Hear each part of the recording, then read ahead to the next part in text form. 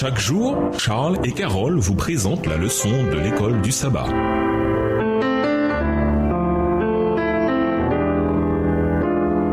Bienvenue à votre émission Dieu nous parle. Nous voilà la leçon 12. Vivre les uns avec les autres. Étude de la semaine, Colossiens 3, verset 18 à Colossiens 4, verset 6, Éphésiens 5, verset 22 à 25, Proverbes 22, verset 6 et 15, 1 Pierre 2, verset 16, 1 Thessaloniciens 5, verset 17. Versets à mémoriser, que votre parole soit toujours pleine de grâce et assaisonnée de sel, afin que vous sachiez comment il faut répondre à chacun. Colossiens 4, le verset 6, dans la version second 21. Lorsque des personnes vivent et travaillent dans une grande proximité, elles sont confrontées à une série de défis. Les divergences d'opinion peuvent créer des tensions qui à leur tour peuvent provoquer des querelles. Plus la proximité est grande et plus il est important que tous s'entendent bien. C'est bien sûr au sein de la famille que la proximité est la plus grande. On appelle parfois le foyer l'entreprise familiale. C'est une manière intéressante de décrire comment fonctionne le foyer. Il y a des similitudes certaines entre gérer une entreprise et gérer une maisonnée. On doit être globalement d'accord sur les valeurs, les buts et les objectifs. Chacun doit bien s'entendre avec les autres et faire sa part pour que les choses se passent bien. Les mêmes principes s'appliquent à l'Église, qui, au fond, est une grande famille. Dans notre passage de cette semaine, Paul donne plusieurs principes vitaux pour un bon fonctionnement de la famille chrétienne. Puisque le foyer chrétien devrait être régi selon des principes bibliques, il fonctionne quelque peu différemment du foyer romain classique. Paul donne également d'autres principes utiles pour toutes sortes de relations sociales à l'intérieur et à l'extérieur du foyer. Au revoir. Et à demain si Dieu veut.